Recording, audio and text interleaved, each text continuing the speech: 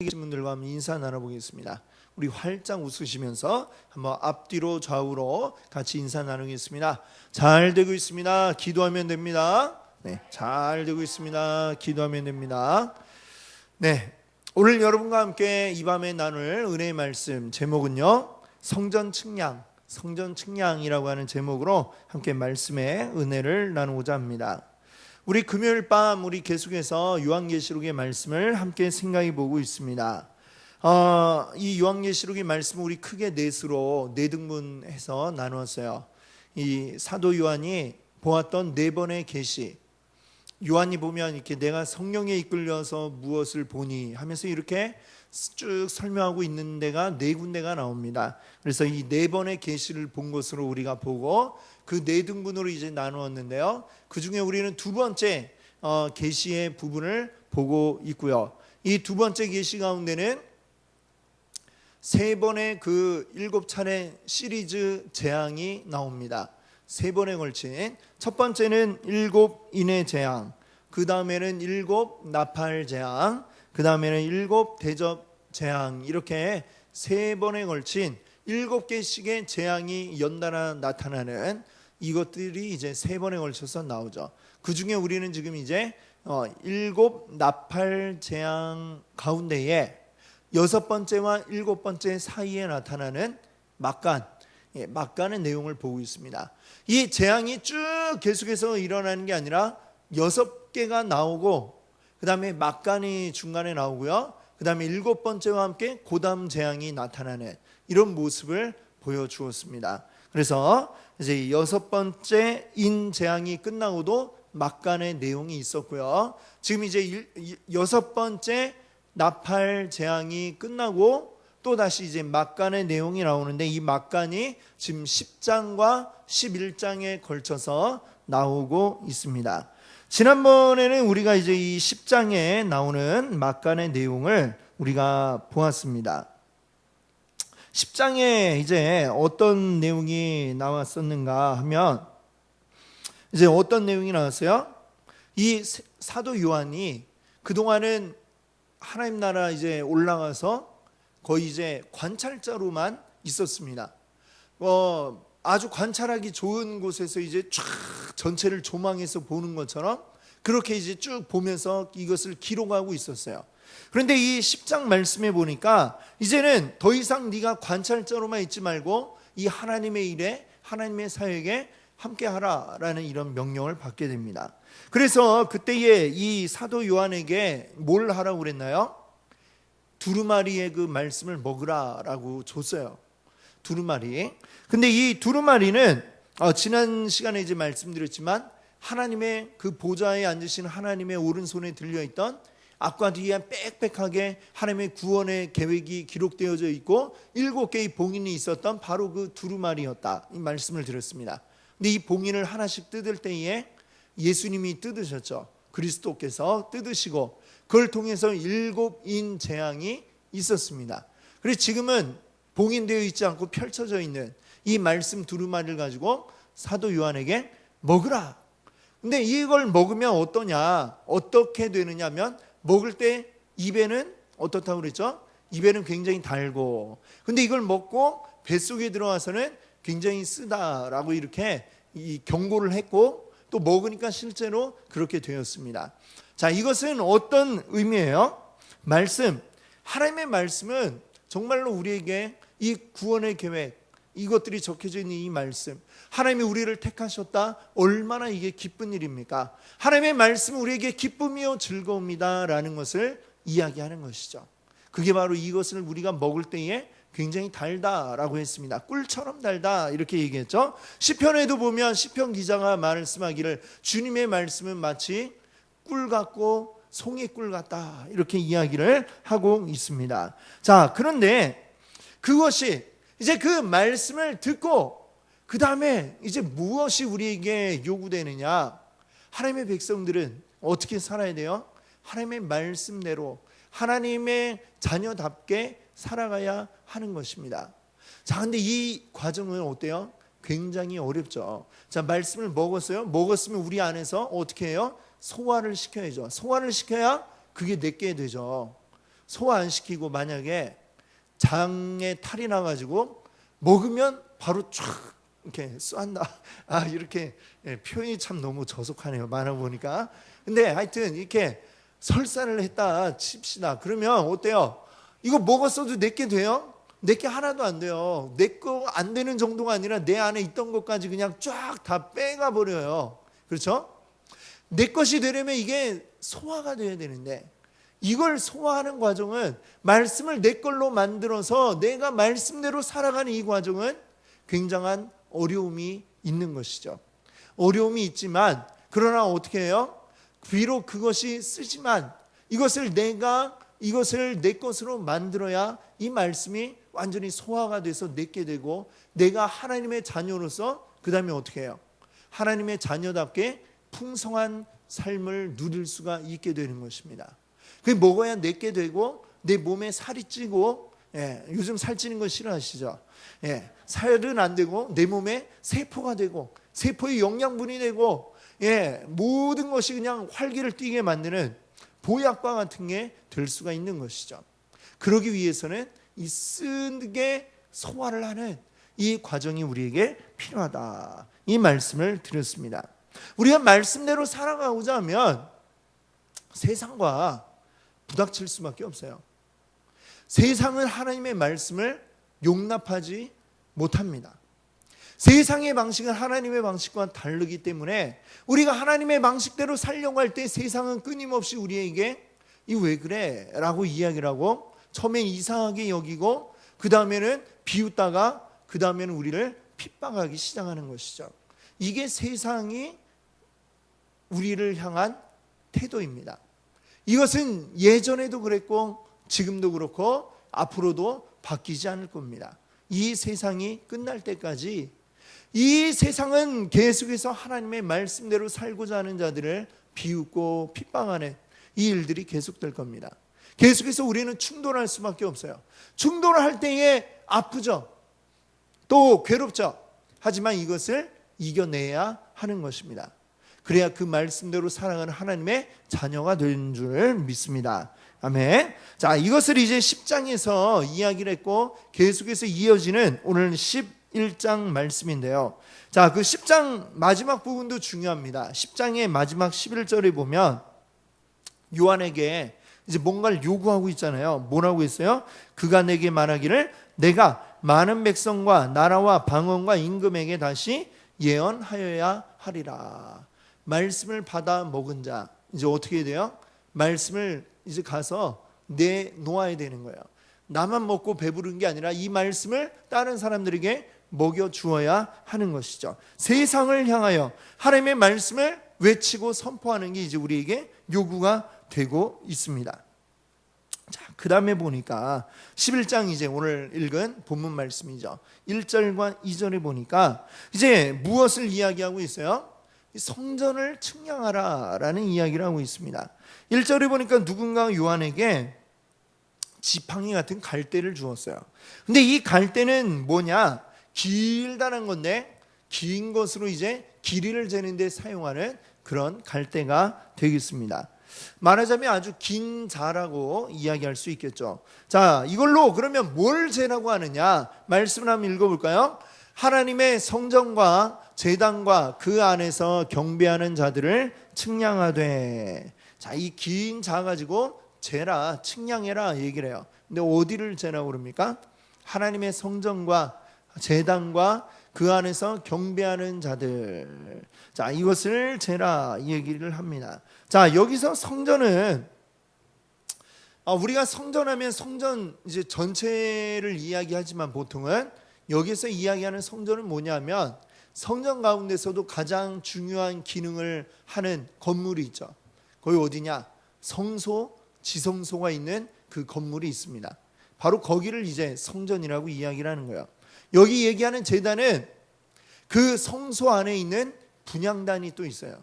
거기를 얘기하고 있어요. 그 안에서 경배하는 자들, 자, 성소 안에 그리고 더 깊은 지성소 안에 들어갈 수 있는 자들이 다 정해져 있습니다. 누구냐? 성소 안에는 누가 들어갈 수 있냐면 제사장만 들어갈 수 있어요. 더 깊은 지성소는요 1년에 딱 한 번 대제사장만 들어갈 수가 있었다라고 이렇게 이야기를 합니다.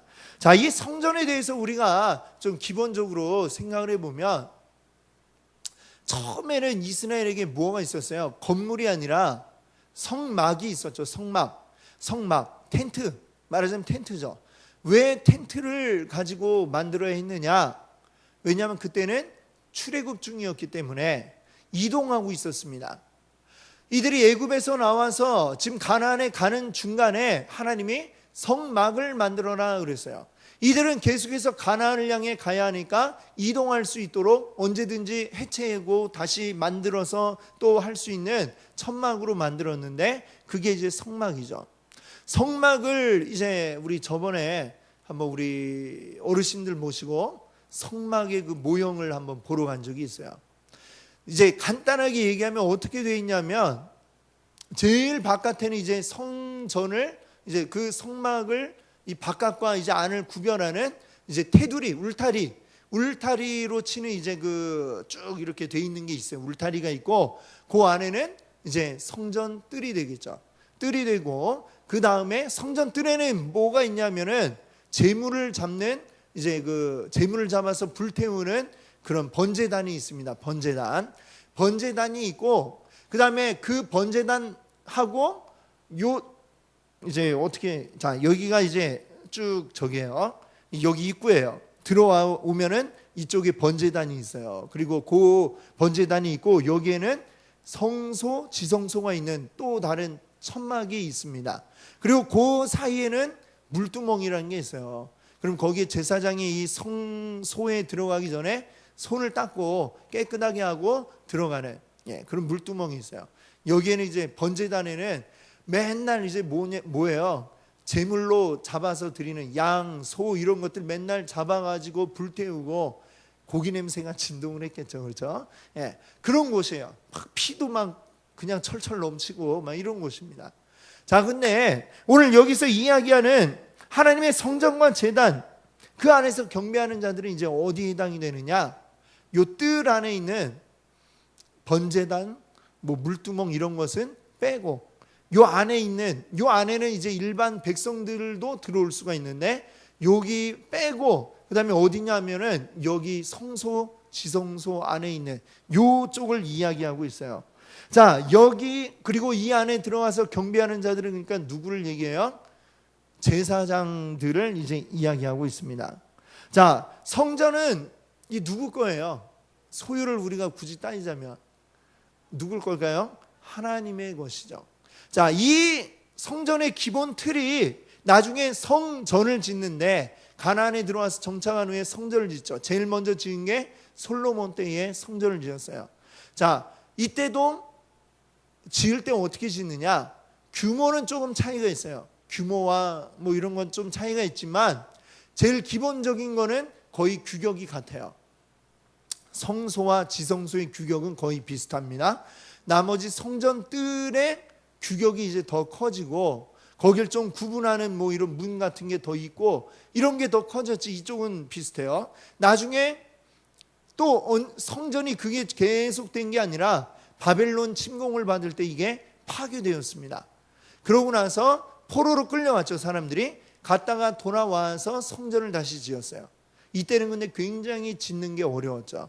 힘이 들고 어렵고, 막 다른 적들의 그 공격도 있고, 그걸 막아가면서 지으려니까 너무 힘들어가지고 중단했다가 또 다시 이제 하나님 책망을 듣고 또 짓고 하다 보니까 힘들었고, 재료도 뭐 이렇게 솔로몬 때처럼 풍족하지 않았을 거 아니에요. 그러다 보니까 굉장히 말하자면 검소하게 지었어요. 하지만 하나님이 여기 이제 그때 이야기가 어디 나오냐면은 에스라서, 역사서 가운데는 에스라서, 그 다음에 선지서 가운데는 학개 스가랴에 이제 그 얘기가 나오는데, 학개 뭐 스가랴 여기 보면 이전에 나중 영광이, 그러니까 지금 너희들이 지어놓은 이 성전의 나중 영광이 이전에 옛날의 성전 솔로몬이 지었던 그거보다 훨씬 더 큰 영광이 있으리라 라고 이렇게 이야기를 하는 그 내용이 이제 나옵니다. 자, 그때 조금 약간 작고 규모가 작게 이제 지었다고 그랬죠. 그러고 나니까 이제 어떤 일이 있냐면은 나중에 예수님 때에 그때 그 유대 지역을 다스렸던 왕의 이름이 뭐예요? 헤롯이 있잖아요. 이 헤롯은 유대 사람이 아니에요. 유대와 철천지 원수와도 같은, 늘 가까이 붙어 있다 보니까 맨날 싸우던 암몬이라는 나라가 있어요. 그게 어디냐면 지금 딱 바로 요단강 건너면, 지금 거기가 어디냐면 요르단입니다. 요르단. 요즘에 요르단이고, 요르단 수도가 뭐냐면 어딘지 아세요? 암만이라는 데요. 암몬하고 비슷하죠. 암몬 사람들이 거기 살고 있던 동네이기 때문에 지금 요르단의 수도가 암만이에요. 근데 말하자면 요단강 이쪽에 있던 이방인인 헤롯이 지금 유대 지역을 다스리게 된 거예요. 근데 이것도 힘이 있어갖고 이렇게 다스리게 된 게 아니라, 사실은 예수님 오시기 전에 유대 지역에 새로운 왕조가 하나 있었어요. 요 예수님과 요 마태복음하고 구약의 마지막 책이 뭐죠? 말라기 사이에 400년의 시간이 있잖아요. 예, 그 사이에 많은 일들이 있었는데, 그때에 마카비 왕조라고 하는 왕조가 있었어요. 그들이 이제 힘이 생겨가지고 유대 지역을 이제 딱 왕조를 만들고, 그리고 이 강 건너에 있는 암몬 족속까지도 점령을 해가지고 매년 이렇게 조공을 받는 이런 관계였어요. 근데 어떻게 됐냐면, 이 헤롯이 국제 정세를 딱 보니까 로마가 지금 아주 복잡한 정세가 있는 거예요. 그때 이제 어디에다 내가 줄을 설까 딱 하고 이제 노리고 있다가 제일 잘 나가는 사람 딱 찾아가가지고, 그때 이제 아직 황제가 이제 생기기 이전입니다. 지금 제일 첫 번째 황제 누구예요? 아우구스투스잖아요. 그렇죠? 근데 그 전에 시대의 사람이에요. 가가지고 이제 탁 가갖고 이제 어떻게 하는 거예요? 많은 그 아부할 재물을 들고 가가지고 사바사바 해가지고 어떻게 했느냐? 딱 갈 때는 아니었는데 돌아올 때는 왕이 돼갖고 돌아온 거죠. 왕의 이 로마의 명령이다 딱 하고서 내가 여기 이제 다스리는 왕이다 이렇게 된 거예요. 그러니까 이 유대 사람들은 아주 얼마나 억울하겠어요. 이게 어떻게 된 거야? 정말 갑작스레 우리 눈치나 보던 녀석이 갑자기 왕이라고 와가지고 세금 내라 막 거들먹거리고 이렇게 되니까 그 영 마음에 안 들었지만 어쩔 수 없으니까, 지금 로마의 지배를 받고 있으니까 로마의 명령이니까 어쩔 수 없는 거죠. 근데 이 헤롯도 여기를 잘 다스리려면 하여튼 어쨌거나 유대 사람들한테 좀 잘 보여야 될 거 아닙니까? 그렇죠? 잘 보여야 되니까 이 유대인들이 가장 중요하게 생각하는 게 뭐예요? 성전이란 말이에요. 그래가지고 이 성전을 내가 멋지게 지어줄게 딱 이렇게 한 거야. 그래가지고 이제 언제냐면은 BC 20년, 그러니까 예수님 오시기 20년 전부터 헤롯이 그 포로에서 돌아왔던 사람들이 지었던 그 성전, 그걸 제2성전이라고 그러는데, 이거를 말하자면 증축 개축을 이제 하기 시작한 거예요. 말하자면 이제 인테리어도 새로 하고, 그뿐만 아니라 더 이제 넓혀가지고 멋지게 의리의리하게 지어줬습니다. 이걸 언제까지 이제 지었냐면은 무려 AD 63년. 그러니까 주님 오시기 20년 전부터 시작해갖고 주님 오신 후 63년까지니까 80년 동안 지었으니까 얼마나 잘 지었겠어요. 그렇죠? 그런데 그렇게 잘 지어놨는데 예루살렘이 70년에 로마의 이제 공격을 받아가지고 완전히, 예수님이 그 예언을 하셨잖아요. 돌 하나도 돌 위에 놓이지 아니하리라. 그 말 그대로 그냥 완전히 다 박살이 납니다. 그래서 이 성전이 그때 다 허물어지고, 거기에 남아있는 게, 아직까지 남아있는 게 뭐예요? 이 서쪽에 벽이 하나 남아있어요. 그 성전의 서쪽 벽이 이제 뭐냐면 지금의 통곡의 벽이라고 부르는, 들어보셨죠? 예루살렘에 가면 통곡의 벽이라는 데가 딱 벽 하나만 한쪽만 남아가지고 거기에 가서 막 이 유대인들은 가가지고 막 눈물을 흘리면서 기도하고 하는 데가 그 통곡의 벽이죠. 자, 이 성전이 이렇게 있는데, 근데 하여튼 그 성전에서 제일 중요한 거는 어디예요? 하나님의 그 괴를 모셔놓은 지성소고, 그 지성소는 1년에 딱 한 번 대제사장만 들어갈 수가 있고, 요 바깥은 그 한 칸, 이제 칸을 막아 놓은 거예요. 쉽게 얘기하면 한 건물인데 칸을 반으로 막아서 요 안쪽은 지성소고 요 바깥은 성소라고 이렇게 불렀던 것입니다. 근데 그 성소 안까지만 측량을 해라 라고 이야기를 한 거예요. 자, 그리고 그 밖에 있는 것들, 그리고 그 밖에 있는 사람들은 측량할 필요가 없다라는 얘기죠.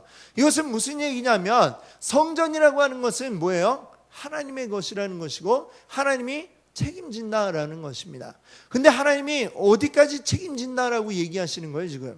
지금 측량하라고 한 그곳을 내가 책임지고 보호하겠다라고 얘기를 하는 거죠. 지금 성소 안에 있는 것을 측량하라라고 했으니까요. 자, 그리고 2절에 보면은 뭐라고 얘기를 했어요? 2절에 보시면은 성소 바깥마당은, 성소 밖에 있는 이 뜰 마당은 누구에게 주었다고 그래요? 이방인에게 주었다. 그리고 그 이방인들이 42달 동안 짓밟으리라 라고 얘기를 해요. 42달. 또 42달은 뭔가? 이게 좀 이따 이제 여러분께 말씀을 드릴 건데요. 이 말씀은 이게 어떻게 우리가 그럼 해석할 수 있을 것인가? 여러 가지 다양한 해석들이 굉장히 많이 있습니다. 그 중에 이제 많이 우리가 들었던 해석 가운데 하나는 뭐냐면, 성전에 들어와 있지만 그 성전에서도 다 이제 하나님의 보호를 받는 게 아니다. 이렇게 이제 우리가 해석을 하는 것들이 있었어요. 그러니까 믿음을 가져도 제대로 믿어야지, 제대로 믿지 못하면 이제 하나님의 보호를 받지 못한다. 구원받지 못한다. 이렇게 이야기하는 해석이 있죠. 이런 것도 맞아요. 맞는 말인데, 근데 이 좀 더 이 전체적으로 11장에서 이야기하는 그 전체 문맥을 볼 때에 좀 더 다른, 더 들어맞는 그런 해석이 있습니다. 그럼 뭐냐면, 하나님께서 사실은 이 성전 자체가 다 하나님의 것이잖아요. 이 성전은 뭘 의미하냐면 하나님의 교회를 의미하고 있습니다. 그러면 이 교회가 세상 가운데에 짓밟혀진다라는 것은 어떤 의미겠어요? 이 세상에게 42달 동안 짓밟히리라. 짓밟힌다는 건 뭐겠어요? 사실 이거는 어떤 부분을 얘기하는 거냐면, 교회의 육신적인 부분, 육체의 부분은 이런 어려움을 겪게 된다. 그러면 이 보호받는 성소 이쪽은 무엇을 이야기할까요? 그러나 하나님께서 이 교회의 영적인 부분은 보호를 하신다. 이런 의미로 우리가 또 해석을 할 수가 있는 것이죠. 무슨 얘기냐?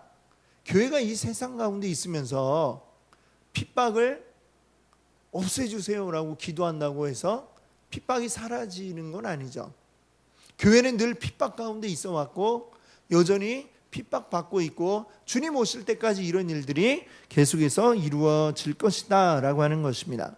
그러면 그 핍박이 아예 없어지게 될 수는 없는 거예요. 왜냐하면 이 세상 가운데 교회가 있으면 세상 가운데 하나님의 말씀과 세상은 늘 충돌하기 때문에 충돌하는 가운데에 우리는 핍박을 받을 수밖에 없다. 이거는 정해진 것입니다. 그러면 여기서 이야기하는 이 성전 마당 이쪽은 그러니까 그 부분이에요. 우리 육신의 이 세상 가운데 있는 우리의 이 부분들은 핍박을 받을 것이다 라는 이야기로 해석을 하는 거죠. 그러나 우리의 영혼은 그런 가운데도 넘어지지 않고 우리의 믿음을 빼앗기지 않고 그렇게 되도록 하나님이 하나님의 교회를 지키실 것이다 라는 이야기죠. 성경에 보면 그런 예를 우리가 찾아볼 수 있습니다. 예를 들면 스데반, 사도행전에 나오는 첫 번째 순교자죠. 스데반 집사를 보세요. 얼마나 좋은 사람이었는지 모릅니다. 인간적으로 봐도 남들에게 어떤 해를 끼치거나 한 적이 없어요. 그러나 세상에 미움을 받습니다. 왜요? 단지 그는 예수 그리스도를 증거했기 때문이죠.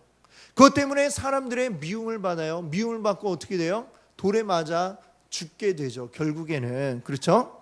이 핍박을 받습니다. 그러나 하나님께서는 그 핍박 가운데서도 이 스데반의 영혼을 어떻게 하셨어요? 그가 끝까지 믿음 지키도록, 그리고 그의 영혼을 받아주셔서 하나님께로 나오도록 하나님이 보호하시고 끝까지 그 믿음 지킬 수 있도록 도와주셨다라고 하는 것을 우리는 사도행전의 말씀을 통해 봅니다. 자, 이 요한계시록 11장 전체의 내용으로 볼 때 그렇게 우리가 보는 게 더 맞겠다. 물론 아까 처음에 얘기한 것처럼 뭐 하나님의 교회 안에 있다고 해서 우리가 다 하나님의 보호를 받고 하나님께 구원받는 게 아니다, 이런 얘기를 성경에서 하는 부분이 있어요. 그러나 이 부분은 우리가 지금 말씀드린 것처럼 우리의 육체적인 부분, 이것은 이방인들에게 맡겨졌으나 하나님께서 우리 영적인 부분은 끝까지 보호하신다, 이런 내용으로 우리가 보는 게 더 맞겠다라고 말씀드린 이유는, 이제 요 뒤에 보시면 이제 3절 이하에 보시면은 두 증인에 대한 이야기가 나옵니다. 이 두 증인들은 하나님의 말씀을 증거하는 자들이죠. 근데 그들이 결국에는 어떻게 되느냐? 7절을 보시게 되면 그들을 죽일 터인즉 이들이 죽임을 당하게 된다라고 이야기를 합니다. 하나님의 말씀대로 살고 하나님의 말씀을 증거했는데 세상의 미움을 받아서 이들은 결국 죽게 된다라는 것을 이야기하고 있어요. 그러나 그것이 그들에게 끝이냐? 그게 아니라는 거예요. 뒤에 보면은 이들이 부활할 것이다, 또 이렇게 말씀을 하고 있습니다. 부활해서 이렇게 하나님의 영광에 예수 그리스도께서 부활하신 것처럼 이들도 부활에 이르게 된다라는 이야기를 하고 있죠. 그러면 이 두 증인의 이야기에서 볼 때에 이제 제가 이렇게 드린 설명이 더 훨씬 더 잘 들어맞는 그런 해석이라고 이야기를 할 수 있겠죠. 그렇게 우리가 생각할 수 있겠습니다. 자, 그럼 여기서 또 잘 해결되지 않는 게 이상한 기간이 나오잖아요. 그렇죠? 42달. 42달은 뭘 얘기할까요? 42달. 뒤에 보면은 또 42달이라는 말이 또 다른 말로 또 표현이 되고 있는데 1260일. 3절에 보세요. 3절에 보면 그 뒤에 나오죠. 1260일. 1260일이 달로 치면 30으로 나눠보면 뭐가 나올까요? 42 이렇게 나올 거예요. 그렇죠? 맞죠? 네, 맞을 겁니다. 제가 아까 계산을 한번 해봤는데 맞아요. 자, 42달. 그러면 이게 햇수로는 몇 년 될까요? 3년 반, 3년 6개월이 나와요. 성경에 보면 그래서 3년 6개월 또는 1260일 또는 또 뭐라고 그랬어요? 42달 이렇게 나오죠. 이게 보면 이게 어디서 나온 거냐면 다니엘서에 보면은 다니엘서의 7장 25절 또 12장 7절에 보면 한때 두때 그리고 반때 이런 얘기가 나와요. 한번 읽어볼까요? 7장 25절 그가 장차 지극히 높으신 이를 말로 대적하여 또 지극히 높으신 이의 성도를 괴롭게 할 것이며 그가 또 때와 법을 고치고자 할 것이며 성도들은 그의 손에 붙임바 되어 한때와 두때와 반때를 지내리라. 자, 한때, 두때, 반때. 때를 년으로 바꾸면 어떻게 돼요? 1년, 2년하고 반년 합치면은 3년 반. 3년 반은 42개월. 날로 하면은 1260일 이렇게 되는 거죠. 자, 다니엘서 12장 7절에도 또 나옵니다. 여기도 한번 읽어볼게요. 내가 들은즉 그 세마포 옷을 입고 강물 위쪽에 있는 자가 자기의 좌우 손을 들어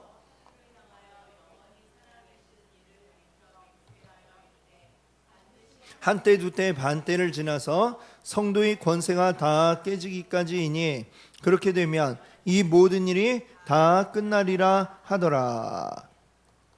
이 한때 두때 반때, 다니엘서에 나오는 이 한때 두때 반때는 딱 어떤 정해진 어떤 시간에 뭐 3년 반 이거를 얘기하는 게 아닙니다.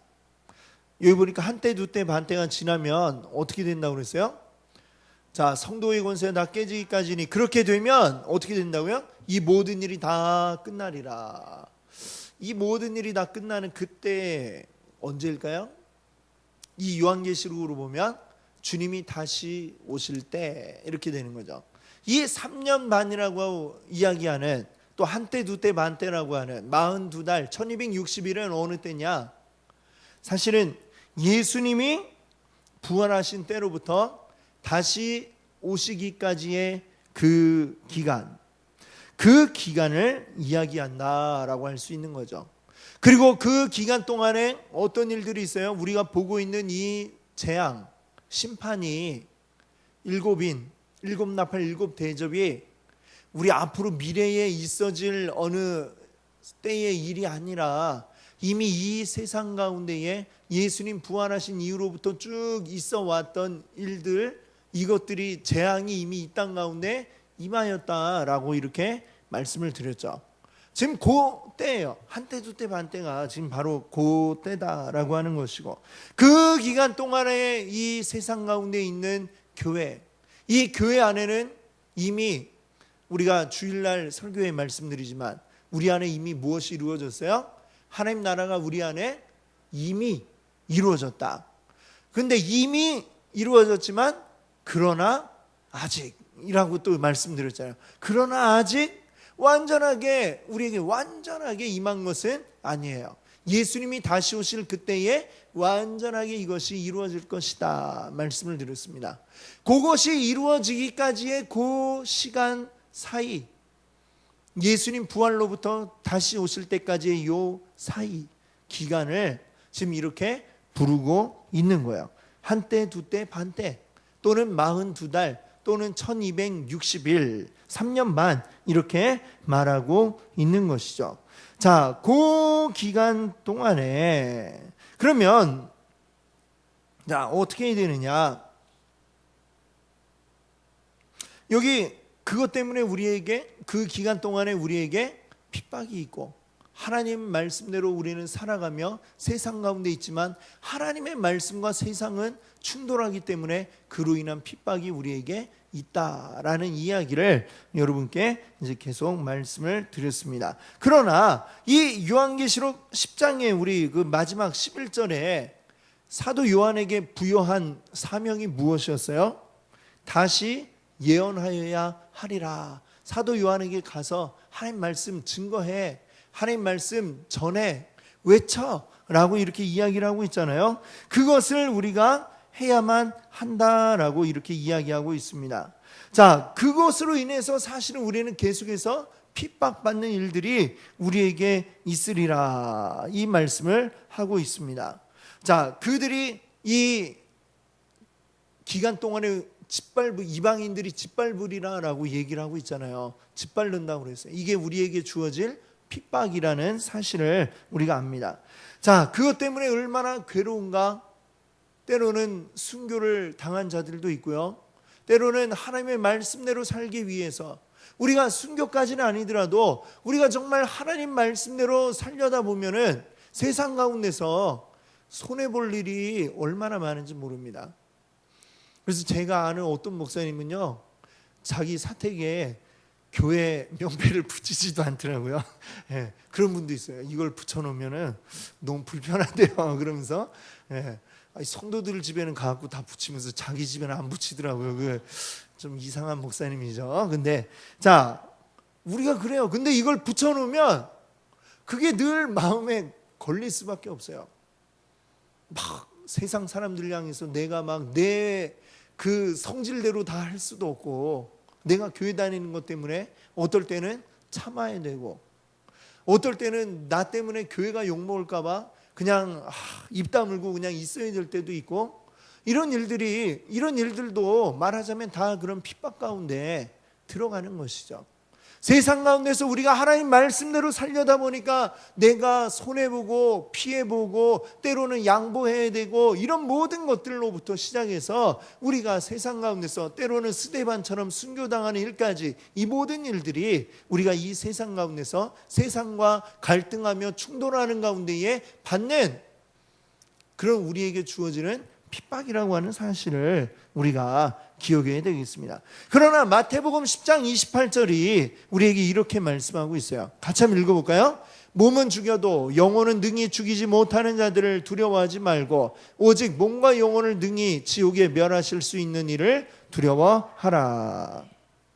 이 세상이 아무리 흉폭하게 우리를 핍박한다 할지라도 그들이 할 수 있는 거의 최대한은 뭐예요? 우리 몸을 죽이는 거 이상은 할 수가 없어요. 근데 우리 몸은 죽여도 그들은 우리의 영혼까지는 어떻게 할 수가 없다. 이것이죠. 그러나 우리 하나님은 어떤 분이세요? 우리의 몸과 영혼까지도 능히 지옥에 멸하실 수 있는 분이시며 우리가 하나님 뜻대로 살지 않았을 때 이 세상이 지금은 이긴 것 같고 승리한 것 같지만 그들이 결국에 받게 될 심판 통해서 어떻게 된다는 얘기입니까? 그 심판의 결과 몸과 영혼이 모두 지옥에 던져져 영원한 죽음을 맛보는 끔찍한 일들이 그들에게 있게 될 것을 이 세상은 모르고 있다라고 하는 것이고요. 그러나 우리는 이 세상 가운데서 핍박받아서 비록 정말 최악의 경우에 순교한다 할지라도 그것이 우리에게 끝이 아니라는 사실을 우리는 알고 있는 것이죠. 이 세상 가운데서 우리가 손해보고 그러는 것 같지만 이 세상은 어때요? 영원한 게 아닙니다. 이 세상은 끝이 있는 것입니다. 언젠간 끝이 나고 우리 영원은 어디에서 누리느냐? 하나님 나라에서 하나님과 함께 기쁨을 누릴 완전하게 이루어진 그 하나님의 나라에서 누리게 될 놀라운 기쁨과 은혜가 우리를 기다리고 있습니다. 그것을 알기에 우리가 이 땅 가운데서의 수많은 갈등 속에 그 핍박 속에 박해 속에 우리는 견뎌낼 수가 있고 그것을 이겨낼 수가 있는 것이죠. 아까 우리가 불렀던 찬송 가운데 저 하늘에는 눈물이 없네, 거기는 슬픔도 없네. 거기가 어디예요? 우리가 하나님과 함께 완전하게 이루어진 그 하나님의 나라에서 누리게 될 그 놀라운 영광의 나라에서는 눈물이 없고 슬픔이 없습니다. 지금 우리는 우리 안에 이미 하나님 나라 이루어졌지만 어때요? 여전히 이 세상 가운데 우리가 있기에 때로는 힘들어서 눈물 흘릴 때도 있고 때로는 그것 때문에 참 마음이 우울할 때도 순간순간 그런 기분이 들 때도 있어요. 그러나 이것은 우리가 견뎌내면 이것은 잠깐이고 우리에게 영원한 기쁨이 기다리고 있는 줄 믿습니다. 그것을 우리가 기억해야 하겠습니다. 오늘 말씀을 이제 정리하겠습니다. 하나님의 말씀은 우리에게 뭐라고 얘기하느냐? 너희가 이 세상 가운데서 언제나 꽃길만 걸을 수는 없어 라고 이렇게 얘기하고 계십니다. 꽃길 다 걷고 싶죠. 꽃길만 가고 싶죠. 그렇죠? 근데 우리에게 하나님이 말씀하시는 건 너희의 인생길이 꽃길만 있진 않을 거야. 흙길 아니면 어떨 땐 진흙탕길 이런 길을 너희가 갈 수밖에 없다라고 말씀하고 있습니다. 오늘 말씀처럼 이방인들에게 내어주리라. 우리가 거기에서 핍박당하고 괴로움 겪고 있을 수밖에 없는 게 우리에게 주어진 운명이다. 이걸 우리가 받아들여야 됩니다. 자, 그렇게 생각하면 어때요? 어떻게 생각하면 너무 슬프죠. 아이 뭐해? 우리 보호해 준다더니 이게 뭡니까? 왜 우리 흙길입니까? 왜 진흙탕길입니까? 이렇게 생각할 수도 있겠습니다. 이런 길을 내가 원한 게 아니었는데 이러려고 내가 믿었나? 뭐 이런 생각도 들기도 하겠죠. 그런데 세상의 안경을 쓰고 보면 그것이 흙길이고 진흙탕길로 보일 텐데 우리가 세상의 안경이 아니고요 하나님의 안경으로 탁 바꿔 쓰고 보세요. 그러면 이 길이 영광의 길이구나 라는 것을 알게 됩니다. 우리 눈에 보이지 않았던 그 꽃이 우리 눈에 나타나게 될 겁니다. 영원의 그 기쁨을 우리에게 주기 위한 바로 그곳으로 우리를 인도하는 진정한 꽃길이 바로 이 길이었다는 사실을 우리가 깨달을 수 있는 것입니다. 하나님의 안경으로 보면 우리를 핍박하는 그 핍박이 너무나 커 보이지만 이 하나님의 안경으로 보면 그 핍박 가운데 우리를 또 사랑하시고 우리를 보호하시며 우리를 아껴주시는 하나님의 손이 보이기 시작을 할 것입니다.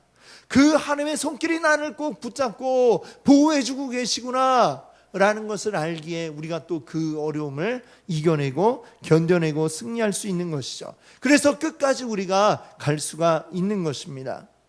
우리 하나님의 나라를 이 세상의 안경으로, 이 세상의 잣대로 하나님 나라를 평가하려 하지 마십시오.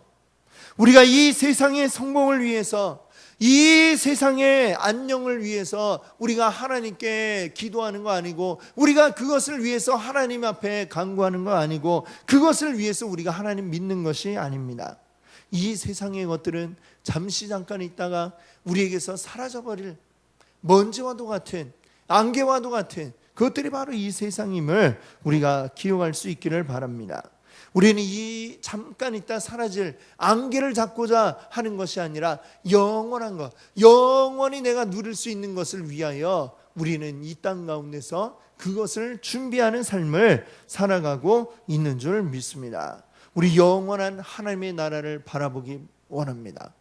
영원한 것을 바라보면 그 감추어진 비밀을 본 사람은 그것으로 인하여 어떤 것도 이겨낼 수 있는 줄 믿습니다. 이 땅의 핍박과 박해와 고난들을 다 견뎌낼 수 있는 줄 믿습니다. 하나님 뜻대로 살기 위해 고난당하는 자, 하나님께 칭찬받게 될 줄 믿습니다. 하나님의 그 품에 안겨서 위로받을 그날이 오게 될 줄 믿습니다. 우리 영원한 하나님의 나라를 바라며, 그리고 그 나라를 소망하며 우리 그 나라의 영광을 힘쓰며 나아갈 때, 그리고 이 땅에 우리에게 다가오는 모든 충돌과 그 박해들을 우리가 견뎌낼 때 그 영광의 나라는 우리에게 올 줄로 믿습니다. 오늘 함께 하신 모든 성도님들, 그 길을 바라보며, 그 나라를 바라보며 우리 끝까지 믿음으로 승리하며 나아가시는 여러분 되시기 바랍니다.